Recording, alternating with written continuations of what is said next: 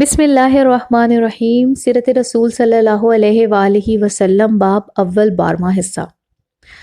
جب جناب عبداللہ علیہ السلام کو یہودیوں نے ہر طرف سے گھیر لیا تو آپ علیہ السلام نے خدا سے مدد مانگی اور اس کے بعد یہودیوں کی طرف متوجہ ہو کر بولے کہ کس وجہ سے مجھے ہلاک کرنا چاہتے ہو؟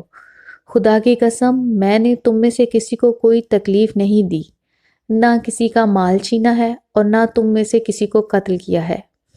لیکن ان لوگوں نے کوئی جواب نہ دیا اور یکبارگی حملہ کر دیا۔ عبداللہ نے اپنا دفاع کیا اور بہوسوں کو زمین پر گرا دیا۔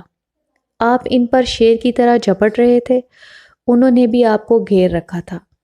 آپ نے پہاڑ کی پشت سے سہارا لے رکھا تھا اور جوان مردی سے لڑ رہے تھے، مگر اکیلے تھے اور یہودی تعداد میں بہت زیادہ تھے۔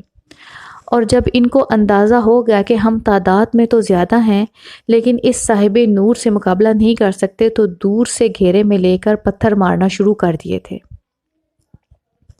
اتفاقاً وہب ابن عبد مناف کا گزر وہاں سے ہوا۔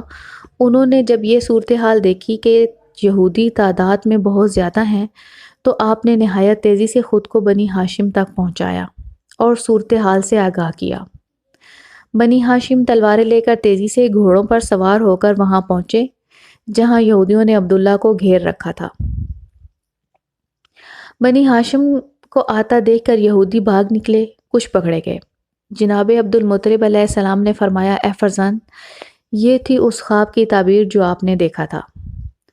ادھر وہب بن عبد مناف جب گھر آئے اپنی زوجہ برہ کو دن کا واقعہ بیان کیا اور کہنے لگے کہ آج عبداللہ پسر عبد المطلب سے میں نے چند ایسے امور دیکھے ہیں کہ عرب کے تمام بہادروں سے کبھی نہ دیکھے تھے۔